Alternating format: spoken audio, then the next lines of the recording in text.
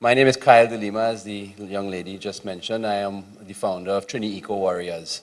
I did bring a presentation which included some video clips and whatnot. However, these people are not so Mac savvy. So unfortunately, I won't be able to play the videos. All I'll be able to do is show you images and whatnot. I was asked about a month and a half ago if I would be willing to present at this forum. It's not ordinarily the kind of thing I do. I prefer to be in the field, videotaping, taking pictures, and getting myself in general trouble.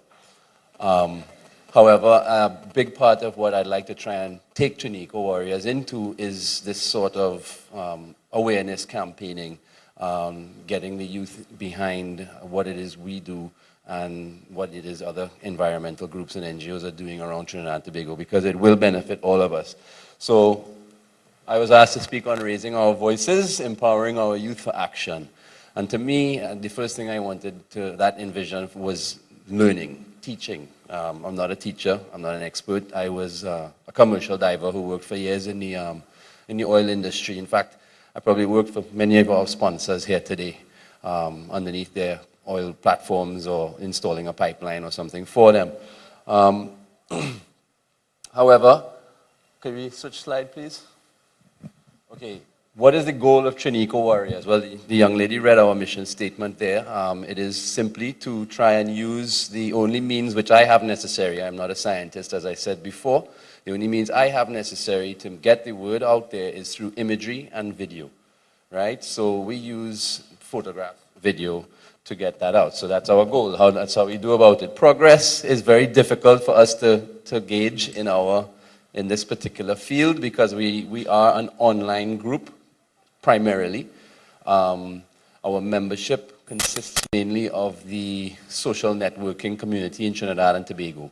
So what we have is a situation where it's very difficult for us to actually quantify what sort of impact we're having at this point in time. However, as time goes on, I have no doubt people will join on who will be able to help us develop that side of things. Slide, please. This was a video. This is actually a video trying to show some of the power of imagery that Trini Eco Warriors has been able to bring across to the public. During our time in activity, we have worked on projects as diverse as turtle conservation, which is where the logo came from, originated from.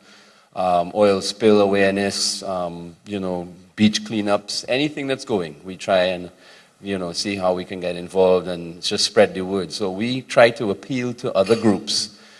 If any of you all here are involved in groups that are doing projects and that sort of stuff and would like it promoted, would like people to know what's going on, that's what we do, right? So you all are more than welcome to do that. Slide, please. Okay. Environmental literacy. I'm not sure how many of you have heard this phrase before. To me, it's a very important phrase. I think that it is the future of environmentalism for people in Trinidad. We are not environmentally literate as a nation so far. The vast majority of us, in my experience, don't know what the hell is going on, right? Environmental literacy is the capability for contextual and detailed understanding of an environmental problem in order to enable analysis, synthesis, evaluation, and ultimately sound and informed decision-making at a citizen's level. Right? Now, that's a tall order. It is a tall order because there are so many issues and there are so many different ways that people are proposing to deal with those issues, solutions then. So, slide please.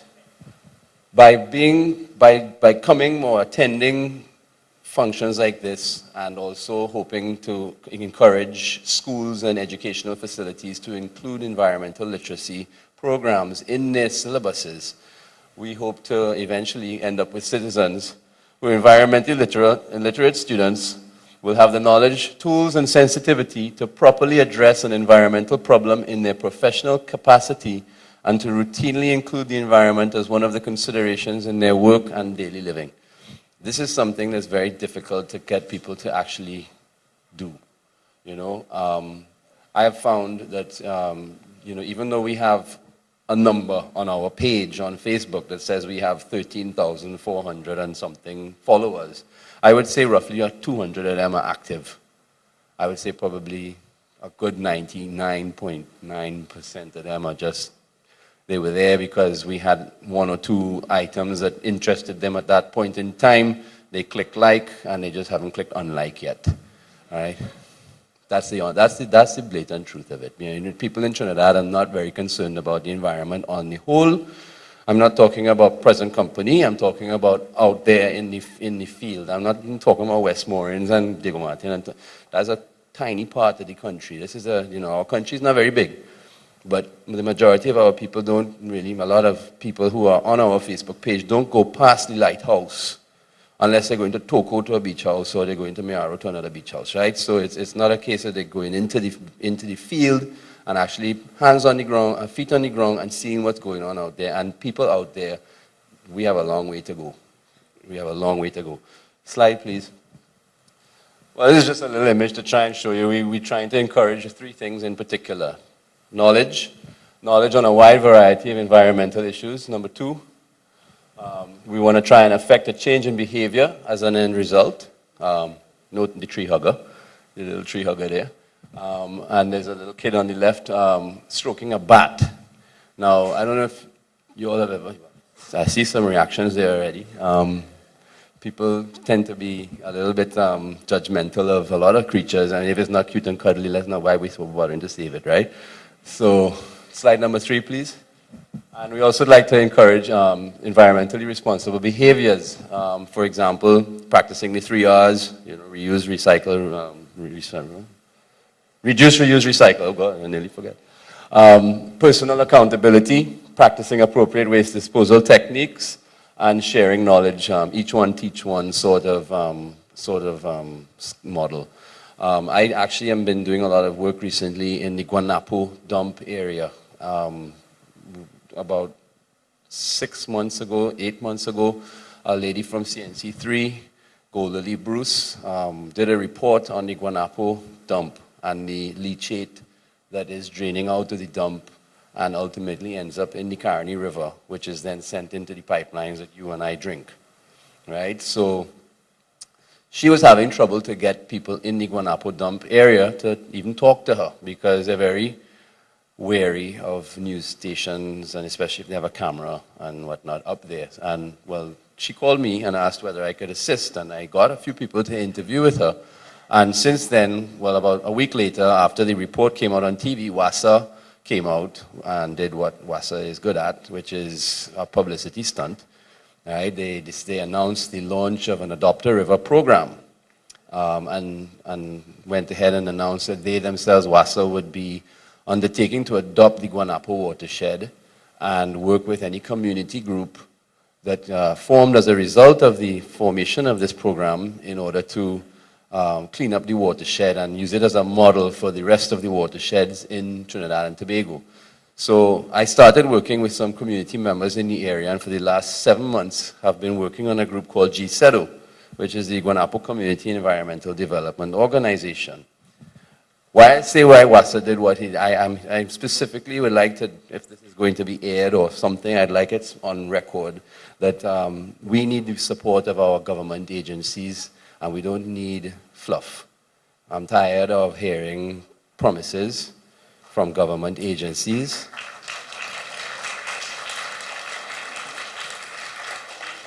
and no follow through, right? For example, it is now August the 4th, my father's birthday. And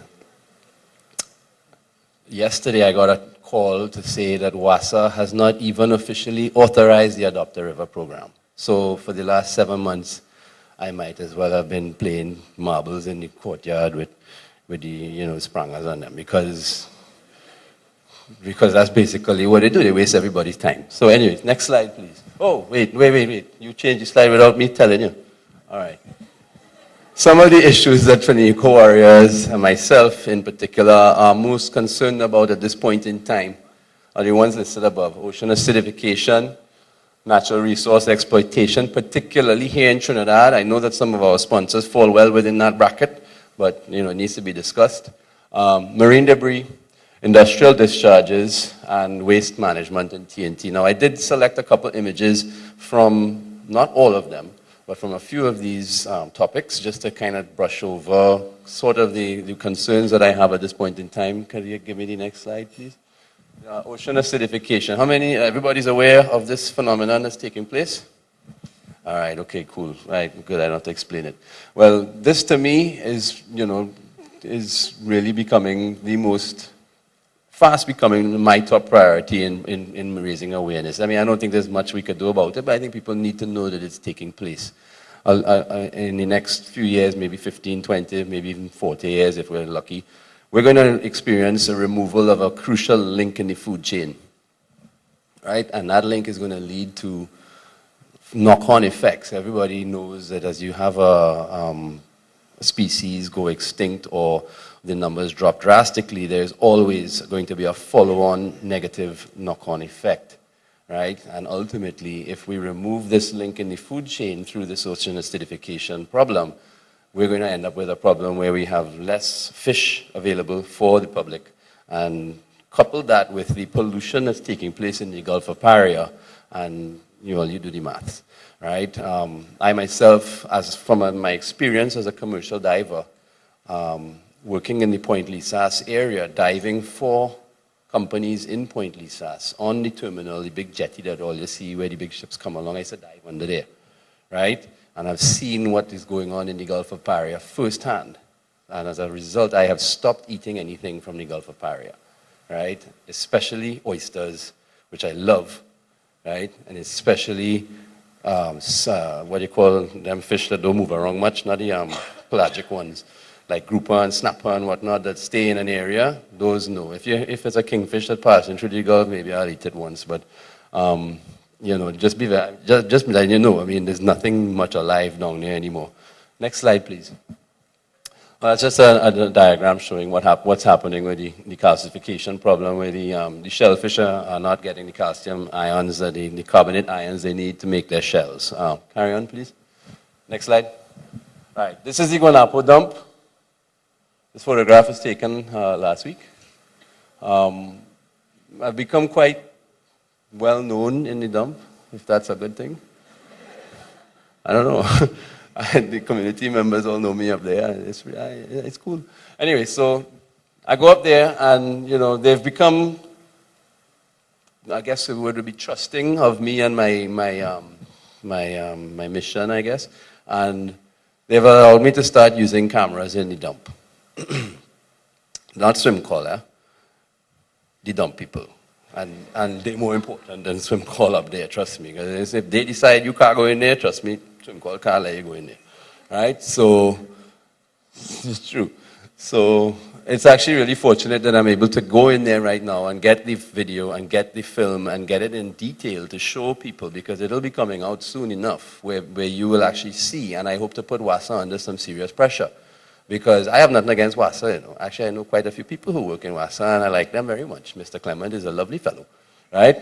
However, I am not going to sit around anymore and be given empty promises, right? So I'm about to get into a situation. Next slide, please. This is the dump from the air, right? This photograph was taken by Stephen Broadbridge, one of the founding members of Trinidad Warriors, from an aircraft. You can see how it's situated in a valley, a heavily rainforested valley. On the east and western sides of the dump are two rivers, right? The El Cedro River and the Guanapo River, right? Next slide, please. On the right-hand side of the photograph there, you see what looks like a pool, a swimming pool. That's the leachate. That is the pond of leachate draining out of the dump. It's not being managed. It's not being handled in any way. It's allowed to drain out of there anytime it rains, right? And it goes into the rivers. Next slide, please. You see on the left photograph, leachate. That is the drain they've constructed to drain the leachate out of the dump, right? So that's running down the side of the dump into the pool. The photograph on the right, though it's difficult to see right now, it looked really nice on my computer last night. The photograph on the right shows a stream which runs directly behind somebody's house living near the dump on the eastern side. And that stream, if you could see the color of the water, it's like soy sauce, right? It's black like soy sauce, right? And if you throw a stone in it, even in the leachate pool, if you throw a stone in it, it looks like a splash of soy sauce. It's not, it's black. The whole thing is just black. It's nasty, right? So, we have scientists that come there from Wassa and tell us, well, it's good, it's nutrients and whatnot, and it's good for the plants. And they tell me this. I tell them, look, I know I'm not a scientist, and I was born at night, but not last night. Seriously, right? Next picture, please. Right. This also was a video clip. I mentioned earlier Goldalee Bruce's report. This was a short clip from that report, confirming what it was I told you to tell you. I wasn't trying to mama guy you, right? So basically, next clip, please, or next picture. I don't know, I was given 45 minutes. I don't know how I've done, but I guess I got about 15 minutes again. But to be honest, what's happening in the Guanapo area is extreme. It is not the norm around the country. However, what I've noticed is that there are extremes in different fields all around this country. If it's not the dump in one area, it's pollution or industrial discharges in another. If it's not that in that area, it's improper sewage treatment in another. So we are facing dire systemic problems in this country. And the political will doesn't seem to be there yet. I say yet because I hope to God somebody figures out that we need it. Because there are things taking place in this country that are going to have repercussions for the rest of us and our generations to come, right? If we don't do something about it, start at least doing something about it. I'm working on projects as diverse as, of water treatment issues. We have the Crowne Arena water treatment plant, which is where this water I just showed you ends up, right? The Guanapo River and the El Cedro River drain down near Guanapo watershed and then join the Crowne River, which then travels down to Baipiaco, and then they suck it in, and they say they're cleaning it, and then they send it in the pipeline for 30 to 40% of the country. So 30 to 40% of our country is drinking water that could potentially be containing that black leachate, right? Don't panic. You wouldn't dead today. No, I'm serious. It's really quite worrying. But we have an opportunity through forums like this and through the one everybody here is invited to go home and click on your Facebook page and go and check out Chinico Warriors and click like and start contributing. And we try to do as much as we can. It's very difficult always to be looking for new topics and different things to be putting up all the time. I try as hard as I can. But when I couple it with going into the field and actually getting feet on the ground and whatnot, it's quite difficult to keep it updated. So it's nice to see when people take the initiative and actually post something that they're doing. Or if you don't like how it goes up, you can always send it to me and I will do it for you. People do that to me all the time. They'll be like, I don't want my name on it. And I took a picture of a man throwing this in the river, and I want to be in coherence, so you do it, right? So I'll do it. I'm not afraid, right? So I will do whatever you all send for me. I'll put it out there if it's relevant. I think that's all I have to say on that for now. If there's anybody who has any questions, I'll see what I can do. I'm from Tobago. Do you all have a branch or any programs you all are doing in Tobago? Trinidad Warriors is independently funded right now. We don't have funding from anyone. Okay. So it's very difficult for us to, we get to Tobago occasionally. In fact, one of our founding members, Mark De Vertai, who has now gone on to form a group called Papabois Conservation, he's quite regularly in Tobago. So I believe he's becoming quite active over there, especially with the lionfish extermination project, in which he's trying to kill all the lionfish in the sea. So, okay, thanks. I enjoyed your presentation a lot. Thank you. There were I'd like to ask one question actually on the You can topic. ask a few if you like. No, it's okay, just one. Sorry. Just one question on the topic, which was raising our voices, empowering the youth. What I was wondering is if yes, lots of these groups that are on Facebook, do you believe that they are engaging in lots of over-sensationalization and not actually giving the facts to the people? They're doing lots of things like what the Coney 2012 video has done, that they've just shown an exaggerated side of the thing and not offered people a chance to actually... An objective look. Yes. So do you believe that lots of groups are actually doing this? And I was hoping that you would have mentioned this in your presentation. Thank you. Yes, and you know what? Thank you for bringing it up. And that was a very good question because it has happened on Trini Eco Warriors a couple of times in recent weeks.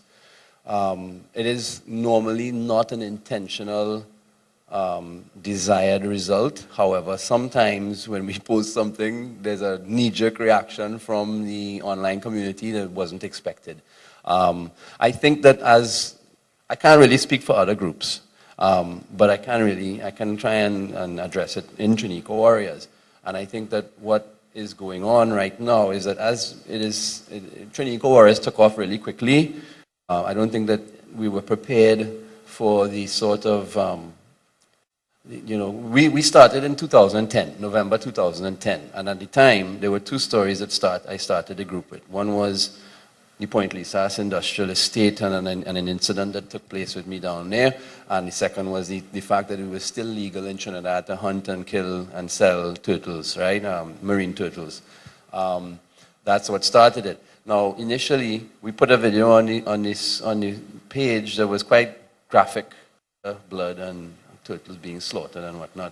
And Chinese, they like all that kind of thing. So our numbers just went, right? And then, of course, this guy, Pete Bethune, who is on that TV show, Whale War, runs a group called Earth Race Conservation. Pete is from New Zealand. He came here to film an episode with us for a pilot series he was producing. Unfortunately, it never panned out for him. But he came here, and because of his... he had a little bit of a celebrity status. Of course, Chinese like that.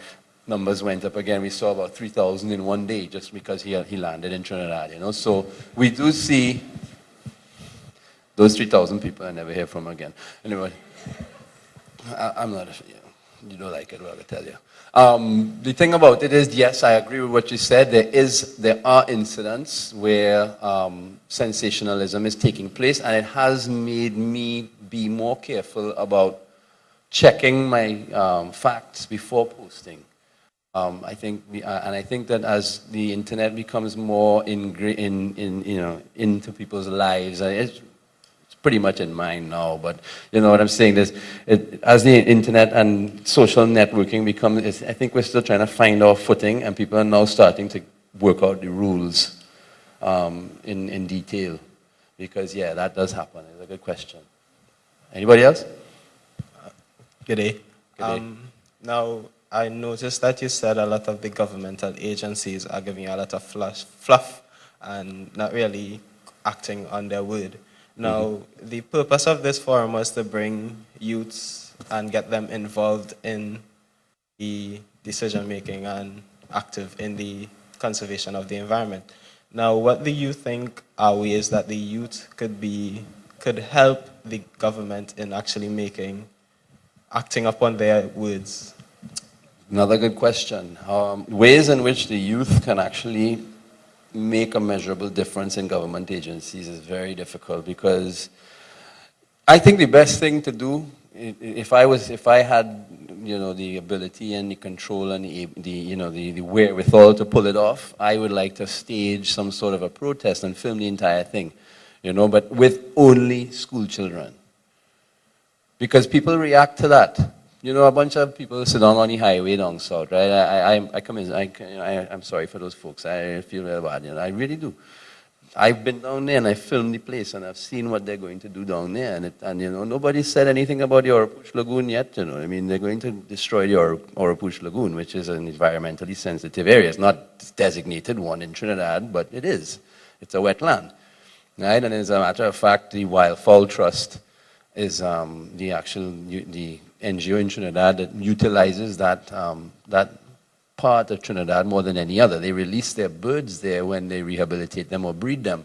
So to me, it's a case of how come we're not hearing from the Wildfowl Trust? You know, perhaps it's because they're funded by Trin. I don't know. Maybe. Right? But to answer your question, I think that very visual, impactful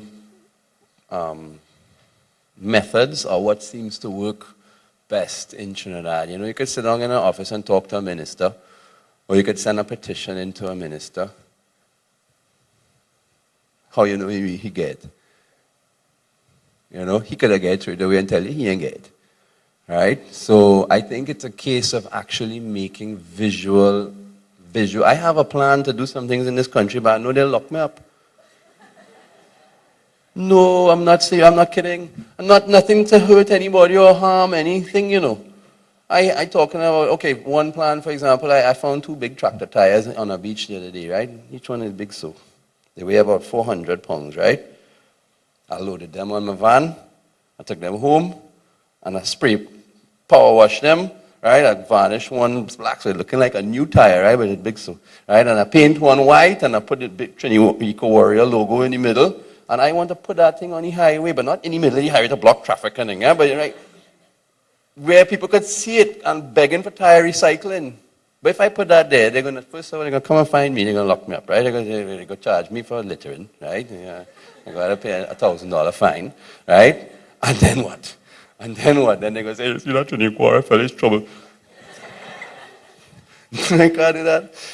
So you know, there are things that need to be done, and it takes support, and it would take a group of people with some, excuse me, some cojones to actually stand up and for what they believe in.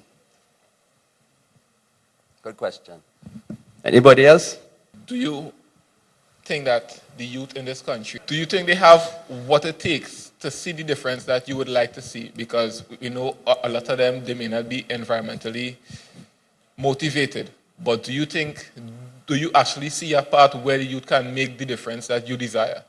Yeah, I have ultimate faith in young people, children especially. I think that, you know, whatever, they're like computers, whatever you put in, you get out. You know, you're not going to teach a child A and he's going to spit out K. You know, he's going to do whatever it is you or she's going to do whatever it is you're putting in their brain. So I have ultimate faith in them. It's the teachers I'm concerned about, more so than the children. The children are not really the problem. Maybe not you, ma'am, right? But but it's the teachers out there in the primary schools and in the secondary schools who are they have the future of our country here, you know, in their hands. And they're the ones who are going to need to actually sit up and start to care about the environment. And I know there are many teachers out there who do, and I hope that if anybody sees that tape that lady is filming over there, that they don't take it personally, right? But there are, you know, some people out there in this country who are, it's almost as though they're belligerently anti-environmentalism. You know, it's like they hear that there are people out there who want to protect the environment and want to make a difference and whatnot, and they go out of their way to work against them. And I've seen it, and you may think that this is, you know, but out there in the field, you meet these people, and they are very difficult. I've ended up nearly in fistfights with people out there in Tamana Mountain and all kind of things, you know, trying to save a porcupine and all kind of stupidness, you know. We got the porcupine, I say, you know. We got the porcupine. Good question. Anybody else? Well, thank you very much.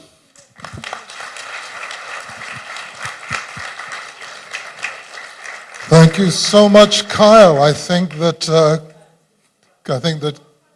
oh, there's another question, Kyle. The last question. Oh, you have, you see? Sponsors again. I'm only kidding. You're English. Hi, good day. I was wondering, what do you think, I go to secondary school right now. What do you think we could do to encourage our players to start being environmentally aware and start doing stuff to help? Because it's hard for us to get them interested. Mm-hmm.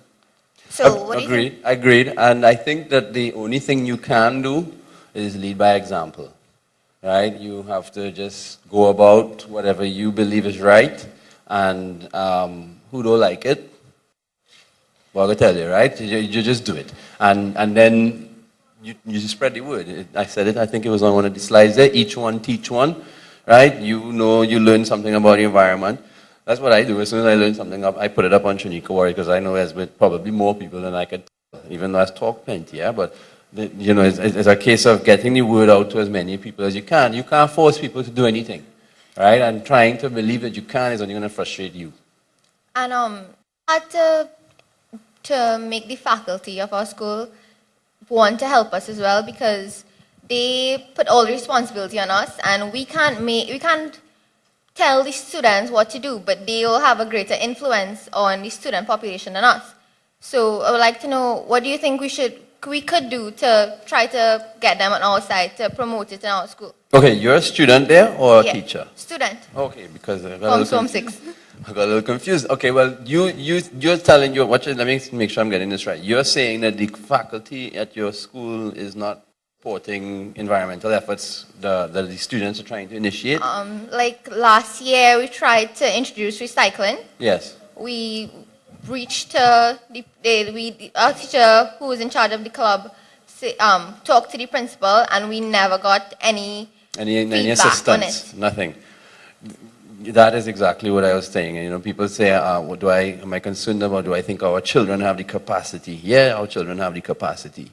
Do our teachers have the capacity? I'm not sure they do, because they grew up in a generation where these sorts of things weren't important, right? And these sorts of things didn't matter. They were the generation that created this disposable generation, right? They're the ones that decided, okay, well, everything's going to be made of plastic, and we're not going to make toasters that you can repair anymore. We're going to make toasters that you could just throw away and buy a new one, right? So nothing is designed anymore to last any more than 5 years or maybe 10 at a stretch, right?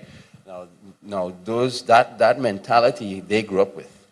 They grew up with, you know, you throw your thing on the ground, there, go somewhere and whatnot, right? And we are still doing it because it's being perpetuated. The teachers need to take a more hands-on approach in our schools, and I think that the Ministry of Education should, you know, think seriously about, you know, mandating an environmental training seminar or whatnot that teachers have to go through. I think that, you know, there are teachers out there that are, you know, that are just severely lacking in environmental concern, and I'm very sorry to hear about your problem, but if you give me a call, I'll see if I could talk to him. Right, thank you. Right.